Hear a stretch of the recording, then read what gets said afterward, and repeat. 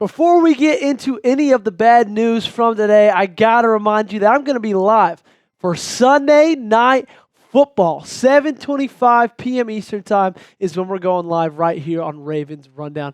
So make sure, number one, tune in. Number two, subscribe so you don't miss it and so you get a Ravens video every single day.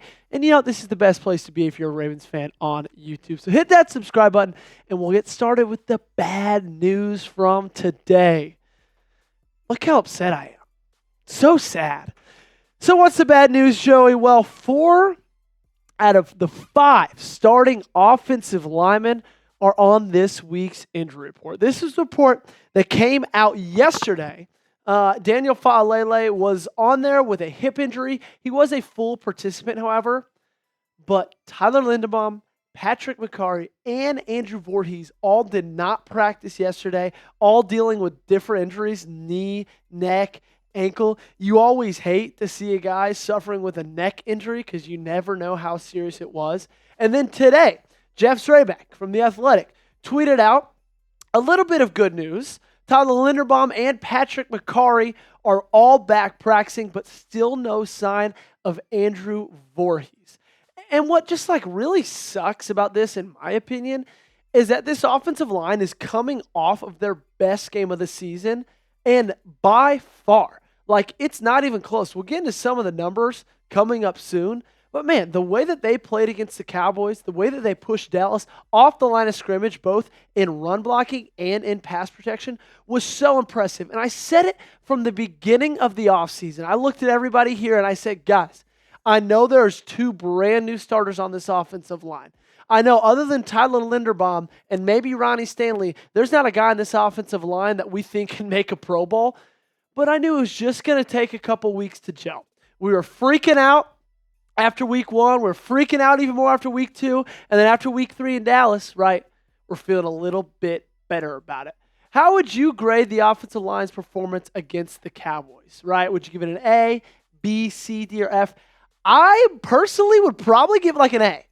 I wouldn't go A+, but I wouldn't go A-. They were phenomenal. And we'll look at the PFF grades very shortly, but you're about to get hit with a YouTube ad break. So to make that time go by faster, this is going to be the pinned comment on today's video. Go down the comment section, reply to it for me, and let me know what grade you would give the Cowboys. Not the Cowboys. Give the Ravens. Anyway, on to PFF grades against Dallas. Overall, and then run blocking, and then pass blocking. 62.9 for Ronnie Stanley, 55.6 for Andrew Vorhees, 91.4 for Tyler Linderbaum, Daniel Faalele with a 71.3, his highest of the season, and Patrick Mekari with a 72.7. They all were fantastic in one area or another. Andrew Vorhees was very good in pass protection, but they were all just absolutely dominating the line of scrimmage, and they were able to pave a path for Derrick Henry to have one of his best performances in his career. 25 carries, 151 yards, 6 yards a carry, and 2 touchdowns.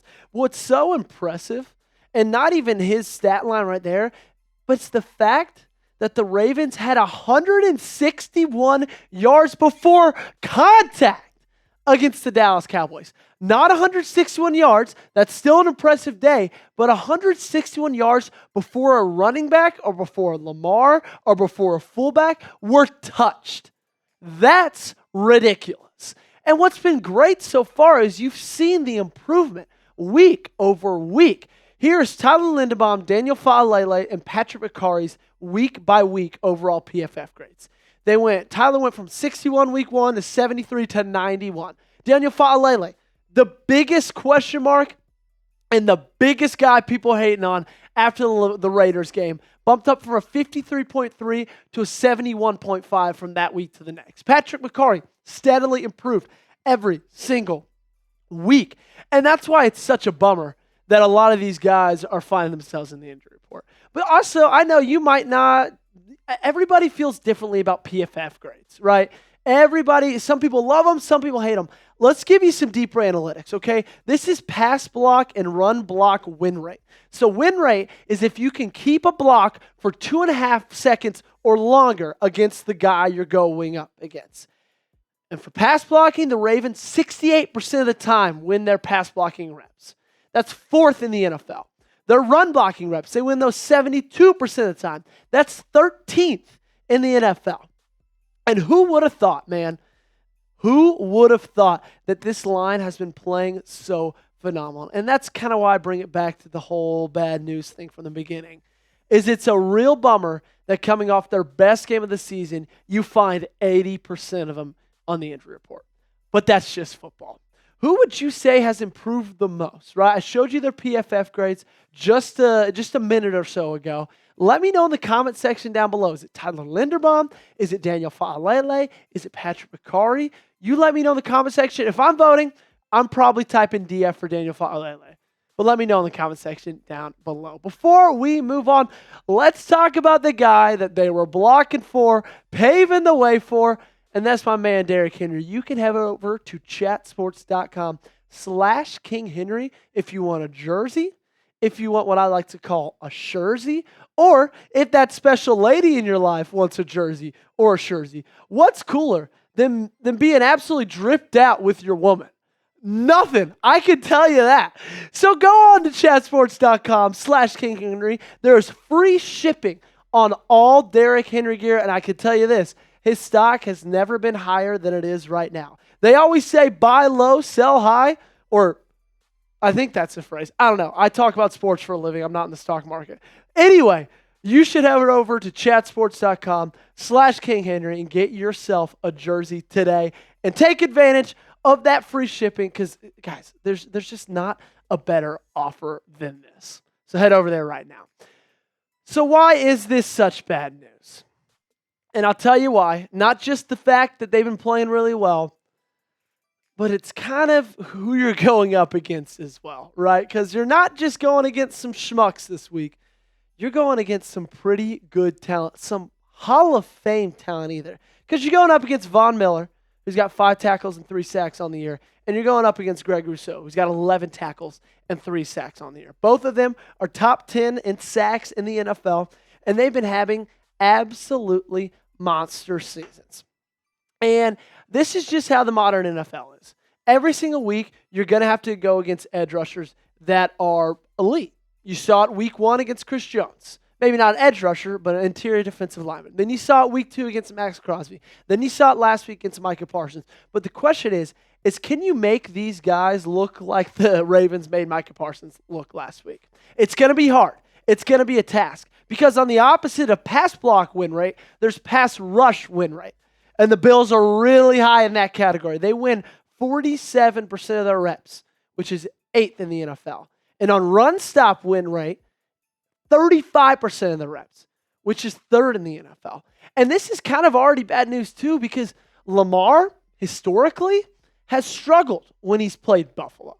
And I know what you're going to say, Joey, he hasn't played Buffalo or Sean McDermott since 2022. And I know that. I get that. But still, when you see what Sean McDermott and that Bills team was able to limit Lamar Jackson to in those games, it might make you worry just a tad bit. Let's go over it. So against McDermott, Lamar has never thrown for 162 yards in the 4 times he's faced him. He's rushed over 40 yards only 1 time in the 4 times he's faced him. He averages 5.8 yards per passing attempt. And to give you a little bit of an idea of what that's like right now, that's Daniel Jones. So not very good. And then he's thrown 4 touchdowns, but also 4 picks. So he's had an up and down time facing Sean McDermott. Or rather, Sean McDermott has had some pretty good success when he's scheming up defenses to go against Lamar Jackson. But there is some hope in this, however, right?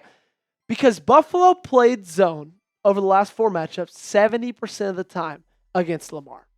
And this year, Lamar is the NFL's best quarterback when facing zone coverage. He has a passer rating of 120.3. He has completed 79.6% of his passes against zone, 9.9 yards per attempt, and also 2 touchdowns. So it's going to be like an unstoppable force against an immovable object. We'll see who comes out on top. If I had to set the over-under at exactly what Lamar's passing yards average against, or what he hasn't ever gone over against Sean McDermott, if I said at 162 passing yards, would you take the over or would you take the under? I think I'm taking the over. You let me know in the comment section down below. Again, I will be live on Sunday. I'll be back tomorrow. I'll be back again on Sunday morning. So y'all make sure to stay by the channel and hit that subscribe button.